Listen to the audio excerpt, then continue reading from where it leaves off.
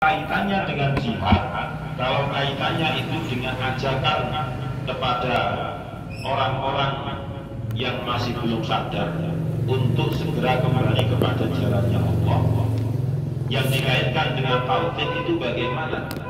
Ya, selama perbuatan itu baik, tahapan-tahapan yang ditempuh untuk berdai itu baik, maka Allah itu juga selalu mencintai dan meridhoi perbuatan tersebut.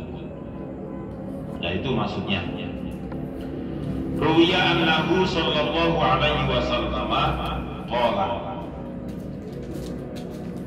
Dalam hadis Kanjeng Nabi dijelaskan afdhalul jihadi an tujahida nafsaka.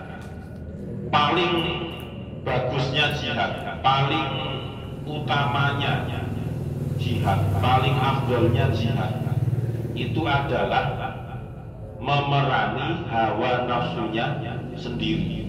Antujahida nafsaka wa hawaka, yaitu memerangi hawa nafsunya sendiri fi dzatillahi, untuk mencari ridha Allah Subhanahu wa ta'ala.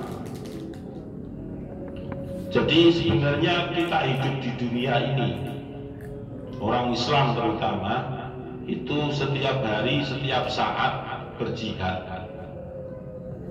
Karena maknanya jihad di sini adalah antujahida nafsaka wa hawahu, yaitu memerangi hawa nafsunya sendiri, bukan memerangi hawa nafsu orang lain. Jadi memerangi hawa nafsunya sendiri. Kalau dia bisa berangkat kepada kebaikan, berarti dia posisi menang. Tapi kalau dia tidak berangkat ke hal yang baik, maka berarti dia dinyatakan kalah. Nah, sebagaimana di dalam hadis yang lain yang menceritakan tentang pasca pasukan Rasulullah ketika memenangi perang Badar. Pasca Rasulullah dan juga para sahabat memenangkan peperangan Badar, dalam perjalanan pulang Rasul dawuh bahwasanya perang tadi itu tidak ada apa-apanya, tidak ada jika dibandingkan dengan yang dimaksud oleh Rasulullah itu tidak ada apa-apanya, tidak ada harganya. Yang mendengar seperti itu pastinya para sahabat yang kaget, karena perang Badar itu para sahabat pahlawan Islam sudah berjuang mati-matian, dan bahkan yang tewas di medan pertempuran juga tidak sedikit, tetapi oleh Rasulullah masih dinamakan dengan perang Al-Aswar, yaitu yang kecil. Akhirnya para sahabat bertanya, yang dimaksud dengan jihadul akbar itu bagaimana? Perang yang besar itu adalah memerangi hawa nafsunya sendiri. Jadi kita memerangi hawa nafsunya sendiri, wiridan ngantuk supaya nggak ngantuk itu bagaimana? Itu memerangi hawa nafsunya sendiri. Kemudian gasap sendal temannya itu adalah sesuatu yang tidak baik. Bagaimana supaya tidak gasap? Nah, itu caranya adalah dengan cara memerangi hawa nafsunya sendiri. Kemudian ada barang temannya yang tidak dipakai, terus langsung dipakai, itu adalah sebuah kemaksiatan juga, karena tidak izin. Nah, bagaimana supaya tidak melakukan hal yang seperti itu? Ya, harus berperang dengan hawa nafsunya sendiri. Dibangunkan subuh, nah tinggal sekarang siapa yang menang. Segera bangun berarti dia menang. Bangun tapi berangkat ke musola, bukan bangun pindah nggon. Ya, bangun pindah nggon itu namanya ya kalah, berarti tidak ada apa-apanya. Ketika kita kalah dalam peperangan melawan hawa nafsu kita, pastinya setan itu bersorak gembira di sana. Pasti bersorak gembira. Ternyata mudah mengalahkan anak cucu Adam itu sangat mudah. Tugasnya setan itu ya sebenarnya seperti itu. Setiap hari mereka itu mencari teman sebanyak-banyaknya untuk dijadikan teman ketika nanti di akhir zaman, yaitu di nerakanya Allah Subhanahu wa Ta'ala. Ya berarti yang kalah itu ketika melawan hawa nafsunya sendiri, ya siap-siap menjadi temannya setan begitu. Karena setan itu tidak kehabisan akal, nggak pernah dia kehabisan cara untuk menggoda anak cucu ada saja yang diinovasikan itu. Jadi mereka itu sangat lihai, cerdik. Seperti sekelas Nabi Adam saja kena kecoh oleh setan dan bala tentaranya. Padahal sudah jelas dilarang memakan khuldi, tetapi dengan iming-iming ya mesti waktu dilarang oleh Allah. Nah, kamu kalau makan itu abadi kok di surga. Nah, maksud Allah itu pengennya kamu supaya tidak abadi di surga. Nah, pertama, kedua sudah kena Nabiullah Adam. Masa kamu terima ikhlas ketika kamu dibuang dari surganya Allah? Dan nek pengen abadi di surganya Allah, ya dimakan itu khuldinya itu wis awe-awe. Akhirnya dimakan. Dan ternyata hikmah dari setan menggoda setan menggoda Adam, Nabiullah Adam dan istrinya pada waktu itu adalah tujuan utamanya diantaranya itu pernah dijelaskan di kitab Allah. Makanya di Al-Quran itu liyuriyahuma sawatihima, itu tujuan utama. Jadi karep setan, tujuan utama supaya Nabi Adam dan Siti Hawa itu memakan buah khuldi, bukan buah ya. Jadi Gus Bahak itu buah ya. Pokoknya buah jenis apa? Wallahu a'lam. Pokoknya sing dipangan Nabi Adam itu adalah supaya setan bisa melihat kemaluan dari Nabiullah Adam dan juga Siti Hawa. Cuma redaksi di dalam Al-Quran itu dibuat sehalus mungkin. Coba dicek di terjemahannya. Juz 8 liyuriyahuma sawatihima. Mari ngono kan mengenakan baju kebesaran surga.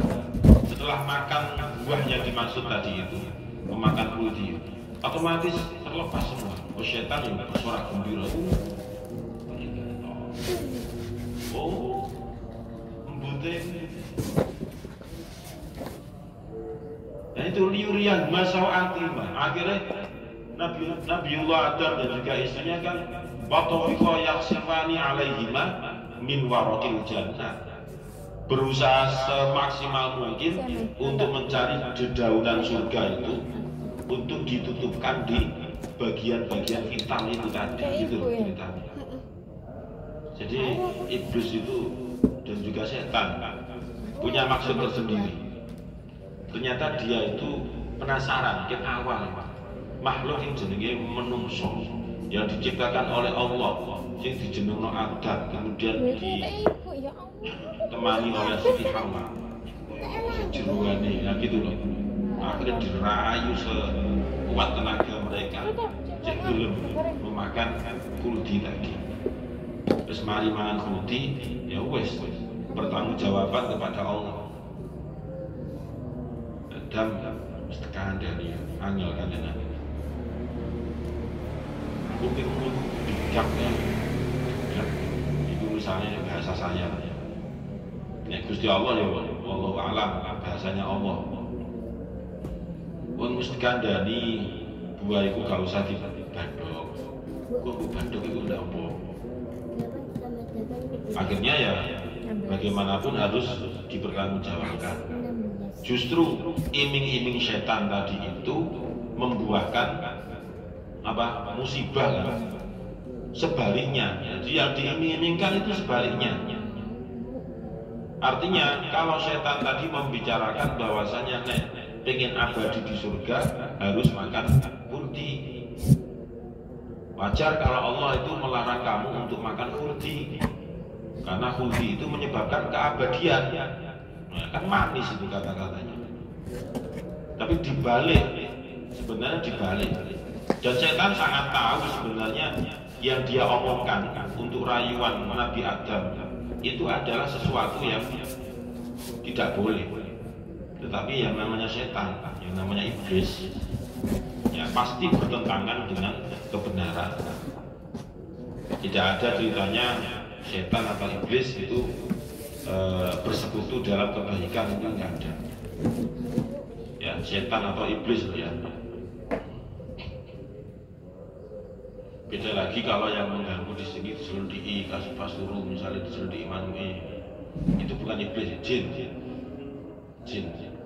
Jinnya lagi terangsang kali. Diselidiki Manue, tis Manue hayat kok, dua aja. Nah, jadi memerangi hawa nafsu itu lebih berat dibandingkan dengan memerangi yang lain. Karena yang kita perangi itu loh diri kita sendiri. Yang kita perangi itu ya diri kita sendiri. Persiapan setor mulai jam 10 bengi sampai Quran kualik ngantuk, melek cengkal potongan korek api motornya itu pun pedot misalnya. Tapi itu upaya kita berjihad melawan hawa nafsu yang ada di diri kita, itu adalah sebuah pahala. Sebagaimana yang keberapa kemarin itu, bahwasanya sengaja oleh Allah hawa nafsu itu setelah kalah kita menang, misalnya petangi subuh juara ya. Mari ngono kan ada lagi tantangannya. Tantangannya itu adalah khusyuk gak ketika sholat subuh. Toko-toko wis masbuk 1 rakaat kaya nogo apa kelaparan itu. Terus mari ngono kan wis melek-meleki. Kadang yo turu barang. Nah seperti itu artinya yang sudah dikalahkan nafsunya tadi ketika bangun subuh itu muncul mana? Hidup kembali.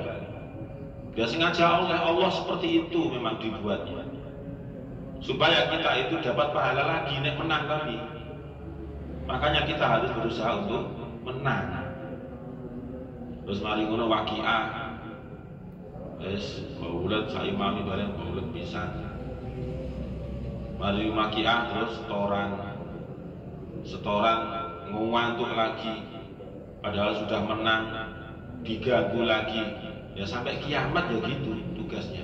Tugas kita juga sama, yaitu membunuh hawa nafsu, memerangi hawa nafsu. Pas ngaji kitab muncul lagi ono sing model lirik jam, tapi nyolong lirik aneh. Mari ngono wis menang, muncul lagi batin. Jadi hak setan itu nek gak kena min aidihim wa min fawqihim wa an aymanihim wa an syama'ilihim wa la tajidu aktsarahum syakirin. Jadi gak kena toko ngarep yo mburi, samping kanan samping kiri ndukur disor, gak kena dileboni awake, nyusup dalam hati sana. Di sana ditiupkanlah was-was itu, minal jinnati wan nas, min syarril waswasil khannas, ditiupkan. Hari ngono berdesus was-was setan di dalam hati santri yang ngaji kitab. Gak usah dirungokno, bujuk itu bujuk, gak usah percaya omongannya budi yang percaya. Nah mikir mari ini mangan lauke opo, terus mari ngono rokokan enak, ngopi, gak usah buru ngono. Nah itu was-wasil khannas ya seperti itu. Mari ngono kok sih menang mana?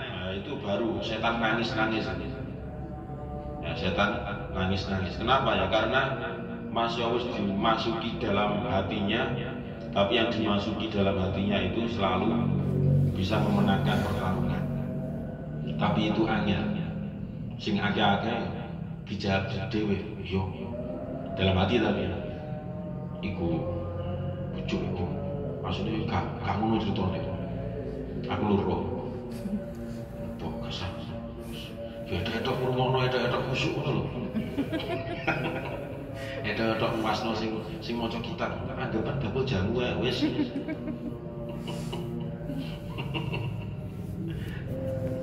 Ada ngono nimpali lagi yang ada di was-wasil Khonas. Ya yo wis. Pokoke burung ngono. Daripada kok awakmu gak ngaji kitab diseneni kan. Diurek-urek. Pokoke melok. Daripada kena sengat. Pokoke melok dielok ae. Tapi gak usah ngrungokno sing diomongno iku. Sing sekirane krungu wis jarno ae, gak usah lakoni. Nah, setan ya seperti itu. Ya, menirukan setan itu mudah. Ya seperti tadi itu. Tapi jangan dianggap berarti tahu berteman dengan setan. Mudah menirukan setan itu. Apalagi menuruti ajarannya setan itu sangat mudah. Makanya dalam hadis yang tentang perang Badar tadi itu Rasulullah sampai dawuh segitunya, berarti memang memerangi hawa nafsu itu sangat berat dibandingkan dengan perang yang lain. Nek perang fisik ini karuane ya, misalnya gelut ya. Gelut misalnya sapa jenenge Faid gelut karo sapa sing ngundang ini sama itu sama Bikri misalnya, itu karuannya kan musuhnya itu nyata kelihatan, karuannya ditonyo sing ditonyo kan kayak toh. Lah nek sing nafsu hawa nafsu yang diperangi itu kalau tidak betul-betul dipaksa, kuncinya kan dipaksa, gak dipaksa gak bakalan menang. Dan setan itu kan pinternya ketika harus dipaksa ngono iku mikir maneh. Percuma subuh gak ikhlas awakmu gak khusyuk. Eling karo dawuh Gusti Allah. Fawailul lil musallin. Wong salat iku tambah celaka, tambah cilaka. Alladzina hum an sholatihim sahun. Iku salate wong-wong sing ya pokoke anggar salat. Wes akhirnya pindah ke rumahnya, akhirnya kalah. Jadi setan iblis itu yo apa, yo hafid kabeh sampai diilingno, iling fawailul lil musallin, alladzina hum walladzina hum ala sholatihim yuhafidun. Tapi sholat itu gak khusyuk, percuma kalau sholat, terus mending turu jenenge ibadah. Nah, terus kena saya.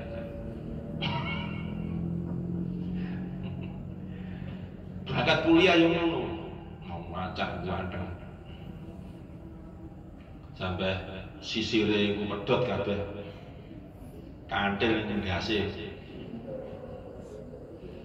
Berangkat kuliah dari pondok sudah niat tolakul ilmi, teko kono,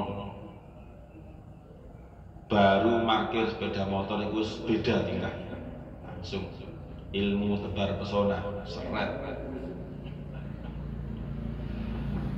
Kontak itu cara nyabutnya beda.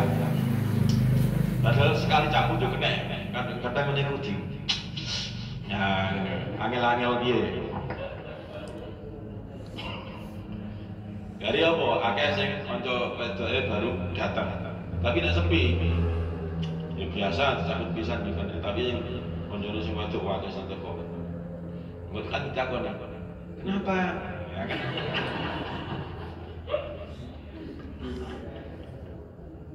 Ya ini apa? Tadi nyangkut. Oh nyangkut apa? Cintaku nyangkut di hatimu.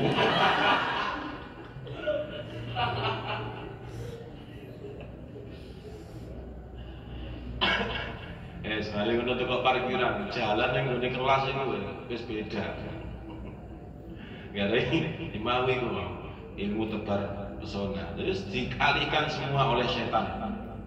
Dialihkan semua oleh setan. Niatnya yang semula baik menjadi tidak baik. Makanya memerangi hawa nafsu itu butuh perjuangan. Nggak cukup kalau hanya niat tok, tetapi realita yang betul-betul harus dipaksa. Tanpa ada paksaan nggak mungkin menang melawan hawa nafsu. Wallahu a'lam bishawab. Al-Fatihah. A'udzu billahi minasyaitonir rajim. Bismillahirrahmanirrahim. Alhamdulillahirabbil alamin arrahmanir rahim maliki yaumiddin. Iyyaka na'budu wa iyyaka nasta'in. Ihdinas siratal mustaqim. Siratal ladzina an'amta 'alaihim ghairil maghdubi 'alaihim waladdallin. Amin. Bismillahirrahmanirrahim. Subhanakallahumma wa bihamdika asyhadu an la ilaha illa anta astaghfiruka wa atubu ilaik. Subhanakallahumma bihamdika asyhadu an la ilaha illa anta astaghfiruka wa atubu ilaik. Subhanakallahumma bihamdika asyhadu an la ilaha illa anta astaghfiruka wa atubu ilaik. Semoga bermanfaat. Assalamualaikum warahmatullahi wabarakatuh.